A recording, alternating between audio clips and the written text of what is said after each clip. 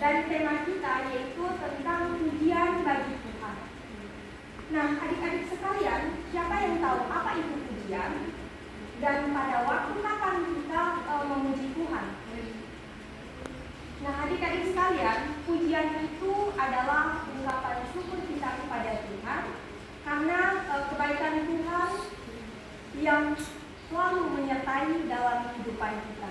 Sehingga dari itu kita harus memuji Tuhan. Contohnya begini, adik-adik sekalian kan udah sekolah kan? Nah, waktu di sekolah, guru kalian itu mengadakan suatu perlombaan. Perlombaan yang diadakan adalah perlombaan lomba lari. Nah, guru kalian itu meminta kalian untuk mengutus salah satu dari anggota teman sekelas kalian untuk menjadi perwakilan kalian dalam mengikuti lomba lari tersebut. Nah, singkat cerita, lomba pun waktu perlombaan itu pun tiba, sehingga kalian semua berkumpul di satu tempat untuk menyaksikan dan memberi semangat kepada teman-teman kalian yang mengikuti lomba tersebut. Nah, singkat cerita, perlombaan pun dimulai, lalu teman kalian itu pun memenang perlombaan tersebut dan meraih juara 1. Sehingga kalian satu kelas itu memuji dia dengan mengatakan, wah, kamu tadi hebat loh, kamu mantap, kamu keren, dan lain sebagainya.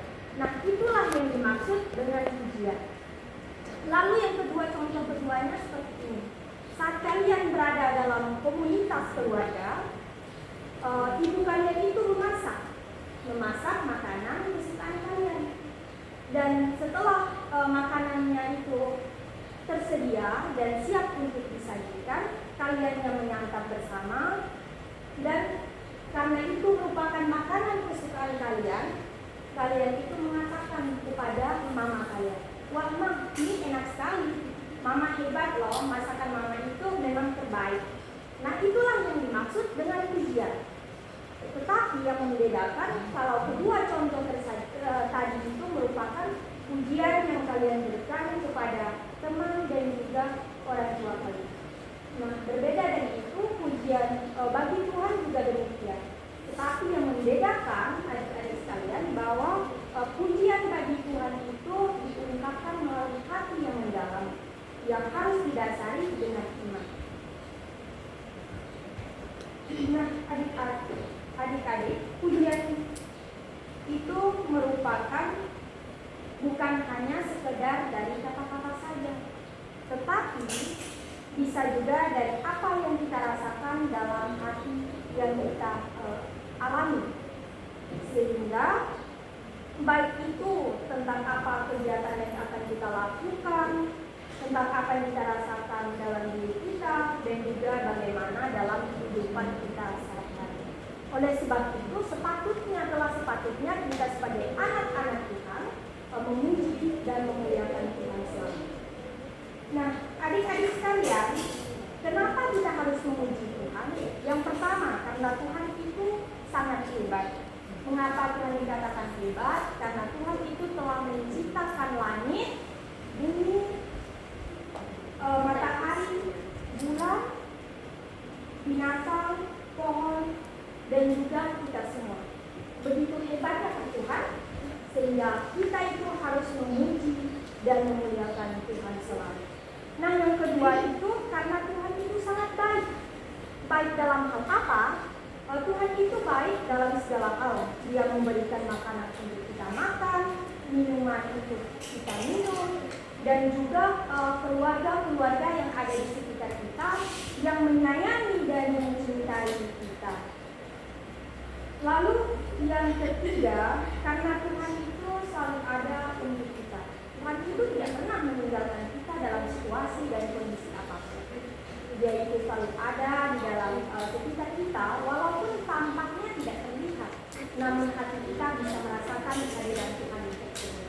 Maka dari itu, dalam kondisi situasi apapun yang kita alami, jangan pernah meninggalkan Tuhan. Sebab yang harus kita lakukan yang utama itu adalah memuji. Karena pujian melalui pujian itulah kita itu bisa mengucapkan suatu kata terima kasih kepada Dia. Karena pertolongan Tuhan sehingga kita bisa merasakan segala dan semuanya ini. Nah, adik-adik yang berikutnya yaitu karena itu cara kita menunjukkan rasa syukur kita yaitu dengan cara kita harus selalu merasa senang dan selalu merasa syukur atas apa yang kita miliki, atas apa yang ada, dan atas apa yang kita rasakan saat ini. Semuanya itu harus selalu kita syukuri. Karena tanpa Tuhan semuanya itu tidak ada, tidak bisa kita rasakan. Nah, maka dari itu, jadi kita itu harus menyampaikan rasa syukur tersebut dengan cara memuji. Nah, bagaimana sih contoh-contoh pujian yang dapat kita lakukan dalam kehidupan kita sehari-hari? Misalnya seperti ini. Contoh yang pertama yaitu pujian melalui kata-kata. Saat sarapan pagi, saat sebelum kalian mencicipi serta menikmati hidangan tersebut, kalian kan langkah pertama yang harus kalian itu lakukan adalah mengucap syukur. Mengucap syukur atas makanan yang bisa kalian rasakan dan bisa kalian menikmati. Dengan cara apa? Entah dengan tanda salib, doa singkat, intinya dalam yang termasuk ke dalam kategori pujian. Nah, yang kedua, contoh yang kedua itu saat kalian melihat suatu keindahan alam. Kalian pernah terpesona tidak dengan keindahan alam yang berada di sekitar kita? Nah, itulah juga merupakan wujud yang Tuhan berikan kepada kita. Karena dari alam-alam yang berada di sekitar kita, kita dapat menghirup udara-udara yang segar, melihat pemandangan yang baik, yang cantik, indah, dan lain sebagainya. Nah, bagaimana cara kita mengucap syukur dari hal tersebut? Dengan cara kita menjaga, merawat, dan memelihara segala tanaman dan apapun yang berada di sekitar kita tersebut. Nah, yang berikutnya yaitu pujian dalam bentuk kata, yaitu seperti berdoa. Adik-adik sekalian, tentu kalian setiap melakukan segala sesuatu kalian selalu berdoa kan? Ya kan? Nah, itulah bentuk pujian. Entah apapun yang kalian ucapkan. Tetapi karena kalian merasa bersyukur, karena diberi kesempatan untuk merasakan dan menikmati, maka kalian itu harus mengucapkan suatu pujian kepada Tuhan.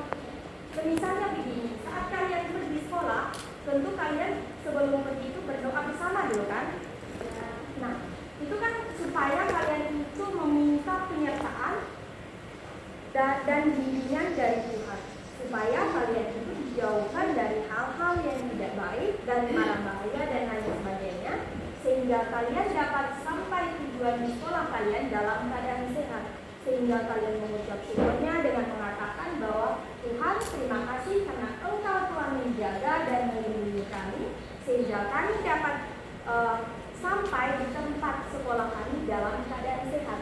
Nah, itulah yang dimaksud dengan pujian melalui kata dan doa. Dan selalu kita mulai sebelum kita melakukan suatu aktivitas dan kegiatan kita.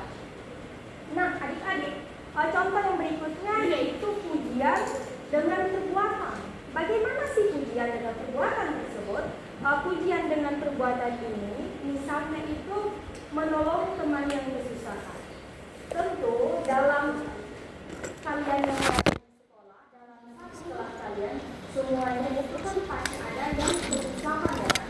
Entah dia belum ada pulpen, pensil, dan lain sebagainya. Tapi bagaimana cara kalian menolong teman-teman kalian tersebut? Yaitu dengan cara memberi pinjaman, karena kalian memiliki suatu kelebihan yang kalian bawa, misalnya itu pulpen. Kalian kan yang kalian gunakan satu, ya kan? Lalu kalian membawanya dua. Sedangkan teman di sebelah kalian tersebut tidak ada pulpen kan? Jadi kalian itu seharusnya memberikan pinjaman ke teman kalian yang tidak ada tersebut, sehingga itulah wujud nyata yang kalian berikan bahwa kalian itu memuji Tuhan melalui perbuatan kalian. Nah, yang kedua itu merawat alam dan lingkungan seperti yang kakak katakan tadi, bahwa dengan menjaga dan merawat lingkungan, menjaga kebersihan, menjaga tanaman dan lain sebagainya, itu merupakan juga tujuan kalian pada kita. Sebagai bentuk ucapan syukur karena kita telah menerima suatu keindahan yang Tuhan berikan kepada kita. Nah, adik-adik, dari beberapa hal yang telah kita sampaikan, itulah yang dimaksud dengan tujuan kepada Tuhan. Dan dalam kehidupan kita sehari-hari, ada kakak akan memberikan salah satu contoh. Misalnya begini, bentuk tujuan kita kepada Tuhan, misalnya ada seorang anak yang bernama Bintang. Lalu, yang setiap paginya sebelum dia bangun dari tempat tidur, dia selalu berkata, "Terima kasih Tuhan karena Tuhan memberikan saya kesempatan untuk merasakan hari yang baru." Dan inilah bentuk kalimat pujian bagi Tuhan. Oh ya, adik-adik sekalian, tadi dalam pertanyaan kedua, pada waktu apa kita memuji Tuhan? Sebagai orang anak-anak Tuhan semua yang terkasih, kita itu memuji Tuhan itu tidak ada batasan. Setiap hari, setiap detik, setiap menit, seharusnya kita harus melakukan suatu pujian bagi Tuhan. Artinya bahwa kita memuji Tuhan itu dilakukan di berbagai waktu dan dalam situasi apa saja. Misalnya pada saat sedih, walaupun secara fisik kita itu sedang sedih, sehingga seringkali kita berkata, buat apa saya memuji Tuhan? Sedangkan Tuhan itu memberikan saya hal-hal yang tidak saya inginkan, sehingga dari hal-hal tersebut yang memberikan rasa sedih. Nah, sebagai orang yang anak-anak Tuhan yang terkasih, sebagai orang yang percaya, walaupun kita itu dalam situasi dan kondisi sedih, tapi kita harus tetap memuji Tuhan. Nah, yang kedua itu dalam keadaan senang. Misalnya pada saat kita berdoa untuk meminta pertolongan Tuhan. Contohnya seperti ini, pada saat kalian melakukan ulangan di sekolah, kalian kalau berdoa kan? Untuk dimintakan supaya ulangan kalian tadi jatuh dia, aku tidak tahu dan karena kamu bisa rekam mendapatkan suara. nilai yang baik dan yang kan? Nah, itulah yang bentuk pujian. Tapi pada saat kalian doa-doa kalian dikabulkan oleh Tuhan, kalian bisa mendapatkan nilai yang baik dan memuaskan sesuai yang kalian harapkan. Kalian itu harus masih berutang sama Tuhan. Karena apa? Karena sebelum kalian memulai ulangan tersebut, kalian kan meminta pertolongan, ya kan? Nah, setelah kalian mendapatkan hasil yang baik, kalian juga harus mengucap syukur. Entah itu dengan melalui kata-kata dan lain sebagainya. Nah, itu merupakan pujian yang dilakukan pada saat kita senang. Bahkan dalam hal ini tadi ingatkan, dalam situasi dan kondisi terburuk sekalipun, kita itu harus memuji Tuhan. Nah, adik-adik sekalian, dalam bacaan tadi kita mendengarkan bahwa Yesus itu menyembuhkan seorang yang buta. Adik-adik terkasih, pada suatu hari ketika Yesus dan juga murid-muridnya berjalan, nah pada saat itu tiba-tiba mata mereka itu tertuju kepada seorang pria yang berada di pinggir jalan. Pria itu sedang duduk di atas selembar kain tua yang sudah dibusuk dengan tangan dan terulur ke depan.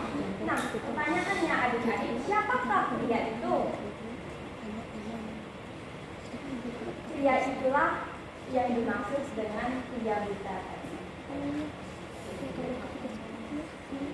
Nah, adik-adik sekalian, pria buta itu bukanlah dia mengalami kebutaan dalam waktu yang ditentukan, misalnya dalam waktu setahun setengah bulan, 1 bulan, dan lain sebagainya. Tetapi pria itu mengalami suatu kebutaan sejak dia lahir, sejak dia menjadi seorang bayi.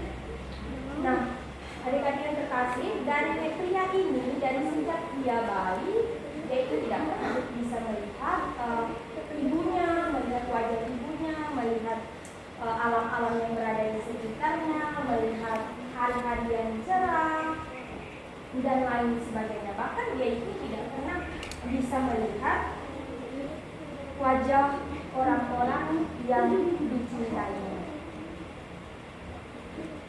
Nah, adik-adik yang terkasih, karena pria itu tidak bisa melihat, jadi pria itu tidak bisa bekerja seperti orang lain yang normal, yang tidak memiliki suatu kekurangan. Sehingga dari itu, dengan cara apakah pria itu memenuhi suatu kebutuhan dia, yaitu dia mencari nafkah dengan cara mengemis di pinggir jalan. Dia itu tidak bisa bertani, tidak bisa menanam, tidak bisa menjadi tukang kayu, dan tidak bisa melakukan pekerjaan lainnya. Jadi setiap hari waktu-waktu yang dia habiskan hanyalah duduk dan berada di pinggir jalan yang ramai untuk meminta sedekah dari orang-orang yang lewat. Nah, adik-adik sekalian, dari setiap orang-orang yang lewat yang berjumpa dengan pria tersebut, kadangnya dia mendapatkan uang ataupun makanan dari orang-orang yang dia jumpai. Namun, tidak semua orang itu mau memberi. Dan kadang juga dia itu tidak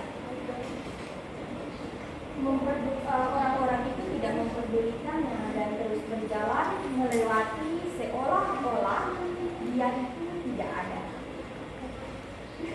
Pria itu pasti merasa sedih dan kesepian. Itu tentu.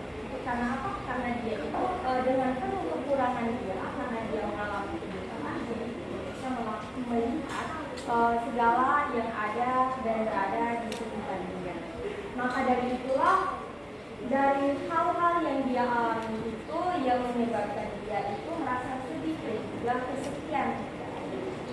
Tetapi karena hati itu Tuhan juga menghendaki kepada dia, maka dia itu juga tidak ada pilihan lain. Nah, adik-adik sekalian, pada saat mereka tadi berjalan, lalu para murid itu melihat pria itu dan mereka pun merasa penasaran tentang pria itu. Sehingga mereka itu berkumpul di sekeliling Yesus dan mereka itu bertanya kepada Yesus, "Guru, siapa yang berbuat dosa sehingga orang ini lahir buta? Apakah dia sendiri atau orang tuanya?"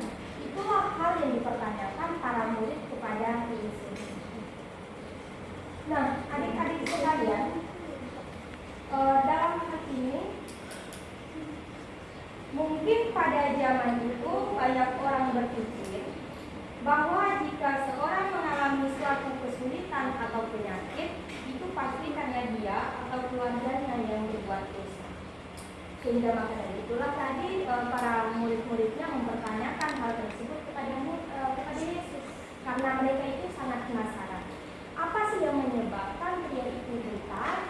Apakah itu karena dosa dia sendiri atau karena perbuatan orang tuanya? Bukan, tetapi di sini Yesus menjawab dengan lembut dan penuh kebijaksanaan. Dia mengatakan, bukan dia yang berdosa dan bukan juga orang tuanya.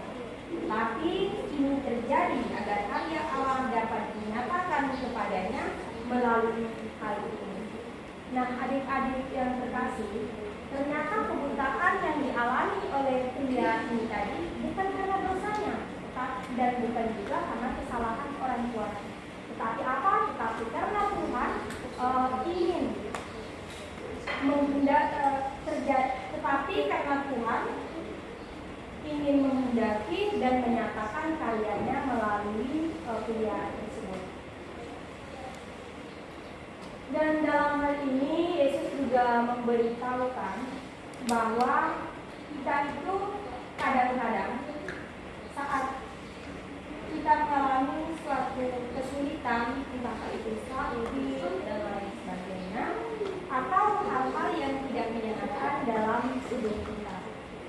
Tapi itu bukan karena kita berbuat salah atau karena Tuhan tidak mengasihi kita, tetapi karena Tuhan punya rencana yang indah untuk kita, rencana yang besar untuk kehidupan kita, dan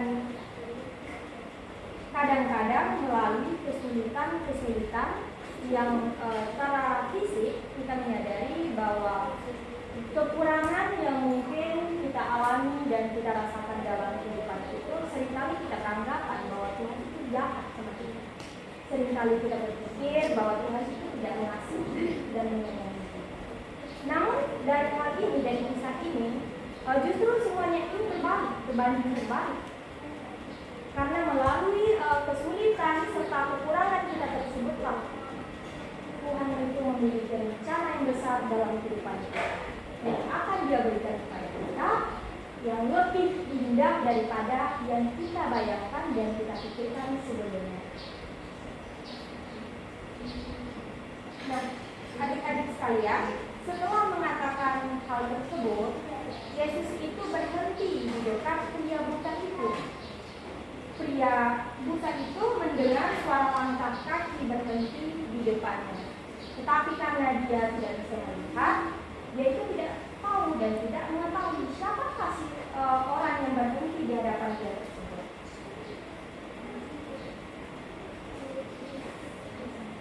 Nah, adik-adik, tetapi perempuan itu berharap dia kira itu yang berada di depan dia itu adalah seseorang yang ingin memberi suatu sedekah kepadanya. Tapi dia tidak tahu bahwa orang yang berhenti itu adalah Yesus Kristus sendiri, Sang Juru Selamat dunia yang punya kuasa untuk mengubah hidupnya selamanya. Lalu Yesus membungkuk ke tanah dan dia mengambil sedikit tanah, kemudian dia campur tanah tersebut dengan air liurnya dan dengan membuat menjadi lumpur yang lembut. Nah, adik-adik yang terkasih, mungkin kalian berpikir, kenapa Yesus menggunakan lumpur untuk menyembuhkan orang buta itu? Kenapa Yesus tidak hanya langsung menyentuh seorang yang buta tersebut dan membuatnya sembuh secara langsung? Tetapi jawabannya ya karena itu, karena Tuhan bisa menggunakan cara apapun yang Dia mau untuk melakukan suatu keajaiban. Tuhan tidak terikat oleh aturan-aturan manusia. Nah, adik-adik sekalian, Yesus ini menyembuhkan seorang buta melalui kuasa yang tak pernah terbatas. Dia itu bisa menggunakan lumpur yang dicampurkan dengan air liurnya, yang nanti bakalan dia usap ke wajah pria tersebut, lalu dia menyuruh seorang pria tersebut untuk membasuhkan dirinya, sehingga pria itu mengalami suatu mukjizat, yaitu sembuh total. Dan dia itu sebenarnya Yesus itu bisa menggunakan hal-hal yang sederhana seperti tanah dan air liur tadi untuk melakukan hal-hal yang luar biasa. Setelah membuat lumpur itu, lalu Yesus mengoleskan lumpur itu kepada mata pria buta itu dengan lembut, bukan secara kasar, tetapi dengan penuh kelembutan dan juga dengan penuh cinta kasih.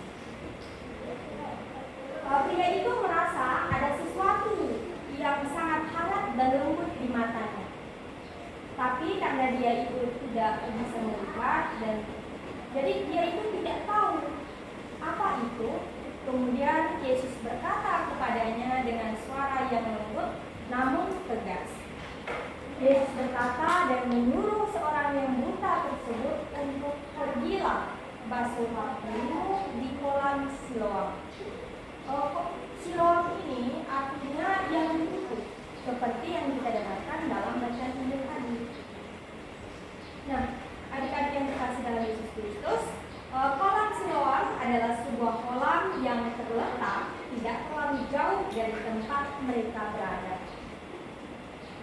bagi pria buta tersebut karena dia itu tidak bisa melihat dan lain sebagainya, karena dia beranggapan bahwa tempat terletak kolam Siloam itu sangat jauh. Namun perjalanan ke sana terasa sangat jauh dan sulit bagi seorang yang buta tadi. Tetapi karena dia itu tidak bisa melihat jalan, dia itu tidak tahu kemana sih arah yang dia lakukan, kemana sih jalan yang harus dia tuju untuk mencapai di kolam Siloam tersebut.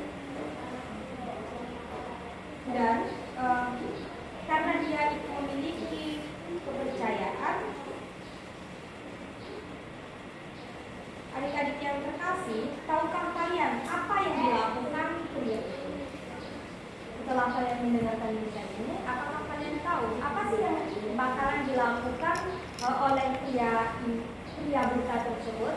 Tanggapan dia itu seperti apa? Apakah dia percaya? Kalau dia percaya itu dia bakalan melakukan perintah yang disuruh Tuhan. Namun karena apabila dia tidak percaya, maka dia tidak melakukan perintah Tuhan tersebut. Menurut adik-adik sekalian, apakah dia percaya atau tidak? Percaya. Benar sekali. Nah, karena pria itu sangat percaya dengan kata-kata Yesus, dia percaya bahwa Yesus tidak akan pernah menyuruhnya melakukan sesuatu yang sia-sia, yang tidak ada gunanya bagi seorang buta tersebut. Dan karena dia itu percaya bahwa Yesus punya rencana yang lebih baik untuk dirinya. Jadi, pria itu pergi dengan langkah yang itu kadang gemetar dan lain sebagainya. Dia itu berdiri dengan perlahan.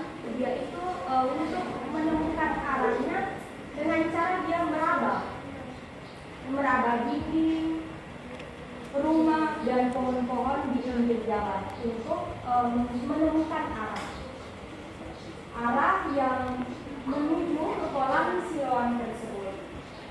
Kadang-kadang dia bertanya kepada orang-orang yang lewat. Tolong, pertanyaan pria tersebut dengan mengatakan, tolong, bisakah kamu memberitahu saya jalan ke kolam Siloam? Dan orang-orang yang baik hati akan menunjukkan jalannya, atau bahkan membantunya berjalan sampai dia sampai di sana.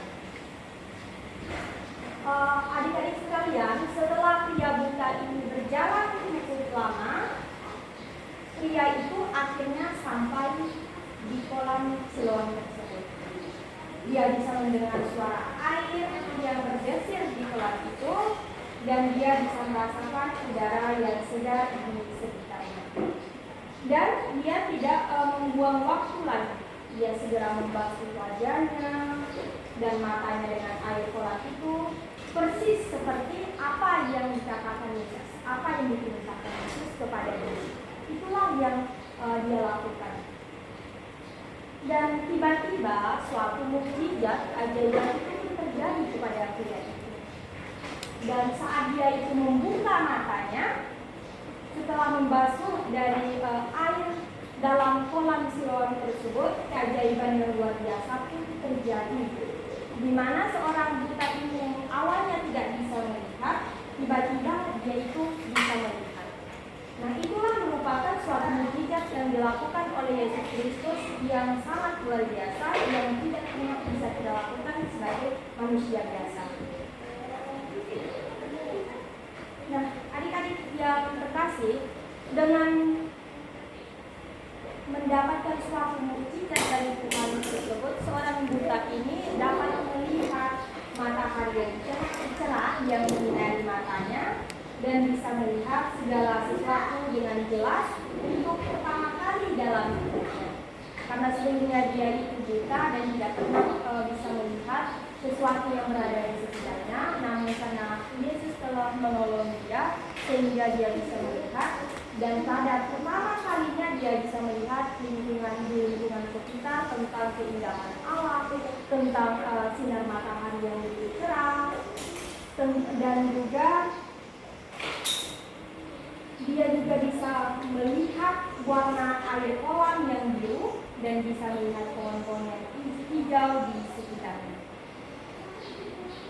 Dia juga dapat melihat awan-awan yang biru, langit yang biru dengan awan-awan putih yang indah.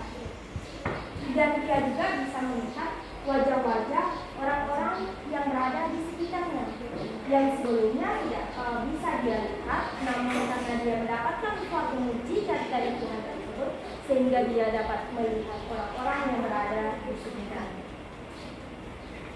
Nah, adik-adik sekalian, apa sih yang dirasakan pria ini? Tentu dia merasa terharu dan juga sangat bahagia.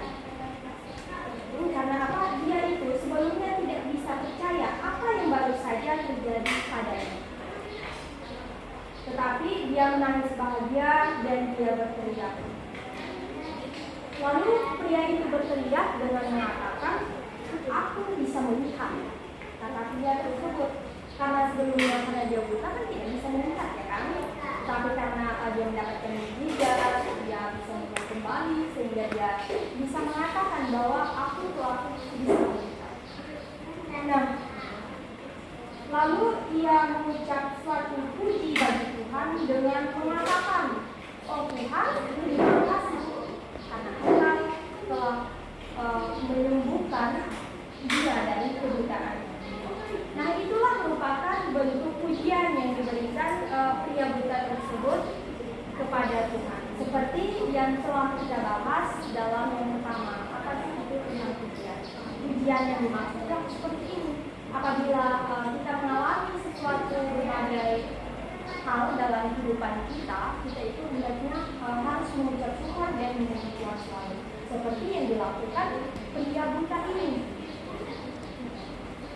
Dan setelah melihat segala sesuatu yang berada di sekitarnya, akhirnya pria ini pun segera pulang ke rumahnya dengan langkah yang ringan dan hati yang penuh dengan kegembiraan. Saat dia sampai di rumah, orang tuanya dan tetangga-tetangganya sangat kaget melihatnya. Kenapa mereka kaget? Karena sebelumnya pria itu kan buta, tetapi tiba-tiba bisa melihat dan mengenali mereka yang berada di sekitar-sekitarnya, termasuk orang tua dan tetangga-tetangganya. Mereka tidak bisa percaya dengan apa yang telah mereka lihat tentang pria itu, sehingga mereka berkata, "Bukankah ini orang yang duduk meminta sedekah dari kita?" Itulah pertanyaan yang dilontarkan oleh orang-orang tetangga dari pria buta tersebut. Karena mereka itu aneh, kok tiba-tiba pria buta tersebut bisa melihat. Lalu, apakah ini benar dia? Itu juga merupakan suatu pertanyaan yang mereka berikan kepada pria ini. Beberapa orang berkata, "Ya, itu pasti dia." Tapi yang lain berkata, "Tidak, itu hanya orang yang mirip dengannya." Tetapi dia itu tersenyum dan berkata dengan lantang, "Akulah dia," kata pria tersebut untuk menjawab segala pertanyaan yang telah orang-orang sekitar yang dia tanyakan kepada dia. "Aku adalah orang yang dulu buta, tetapi sekarang aku bisa melihat, karena Tuhan telah menyembuhkan aku." Itulah ucapan serta pernyataan yang diberikan pria buta tersebut kepada orang-orang yang bertanyakan tentang keraguan yang mereka miliki, kenapa tiba-tiba perempuan buta itu bisa melihat.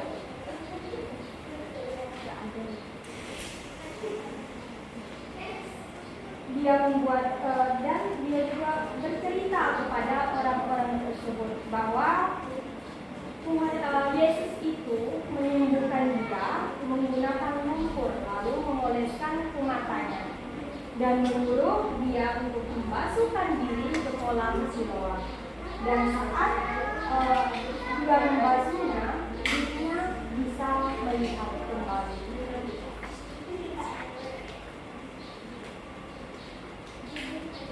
Nah, adik-adik yang terkasih, semua orang yang mendengarnya sangat kagum dan mereka tahu bahwa hal ini adalah sebuah keajaiban yang luar biasa yang tidak pernah mereka jumpai dalam kehidupan mereka. Namun tiba-tiba mereka dapat menyaksikan secara langsung di depan mata mereka sendiri. Dan mereka itu mulai membicarakan tentang Yesus dan memuji Dia karena kuasa Yesus yang begitu besar. Nah, adik-adik yang terkasih dalam Yesus Kristus, cerita ini mengajarkan kita banyak hal penting yang bisa kita terapkan dalam hidup kita sehari-hari. Yang pertama itu, jangan pernah menilai orang lain. Seperti pada para murid-muridnya tadi yang mengatakan bahwa orang buta ini dia buta karena akibat dosanya sendiri atau orang tuanya. Maka dalam hal ini setelah kita mendengarkan cerita ini kita diminta untuk jangan menilai orang lain. Kita tidak boleh menilai orang lain berdasarkan kesulitan atau keadaan mereka. Seperti murid-murid Yesus yang awalnya berpikir bahwa pria buta itu mengalami suatu kesulitan karena dosa. Kadang-kadang kita juga bisa menilai orang lain tanpa mengetahui alasan sebenarnya. Tetapi Tuhan mengajarkan kita untuk tidak menilai karena kita tidak tahu rencana Tuhan untuk mereka. Kita harus menerima dan mengasihi orang lain apa adanya. Lalu yang kedua yaitu percaya pada kata-kata Yesus. Kita itu harus diminta untuk mempercayai apa yang diucapkan oleh Yesus pada kata-kata Yesus. Seperti pada pria buta itu bisa saja kalau dia itu tidak percaya dia akan menolak apa yang diucapkan dan bisa saja dia juga menolak untuk pergi ke kolam Siloam itu. Tetapi dia memilih untuk percaya dan karena dia percaya dia mengalami suatu keajaiban dalam hidup kita. Tuhan juga memberi kita perintah-perintah melalui firman-Nya. Meskipun kadang-kadang kita itu tidak mengerti mengapa Tuhan menyuruh kita melakukan sesuatu, kita harus percaya bahwa Tuhan itu merupakan selalu merencanakan segala sesuatu yang terbaik di dalam kehidupan kita. Nah, pesan yang ketiga yaitu Yesus punya kuasa yang dapat mengubah situasi. Yesus dapat memiliki kuasa untuk mengubah situasi kita yang sulit menjadi baik. Seperti pria buta itu hidup dalam kegelapan selama bertahun-tahun. Tapi Yesus datang dan mengubah hidupnya selamanya. Dalam hidup kita kadang-kadang juga mengalami suatu kesulitan dan masalah. Tetapi kita tidak perlu takut karena Yesus ada bersama kita dan Dia akan selalu menolong kita. Dan pesan yang terakhir yaitu bersyukur atas anugerah Tuhan. Kita itu harus bersyukur atas segala hal yang Tuhan berikan. Seperti dia buta itu sangat bersyukur karena dia itu bisa melihat. Maka dari itu kita pun diajak untuk selalu bersyukur atas mata yang kita miliki yang dapat kita gunakan untuk melihat di sekitar dan sekeliling kita, atas telinga yang dapat kita gunakan untuk mendengar segala sesuatu yang berada dalam lingkungan kita, dan juga atas segala berkat Tuhan yang selalu diberikan dan kita dapatkan dalam kehidupan kita sehari-hari. Maka dari itu, adik-adik yang terkasih, jangan pernah menganggap remeh hal-hal yang sederhana, karena itu semua adalah anugerah dari Tuhan. Semoga Tuhan selalu memberkati kita.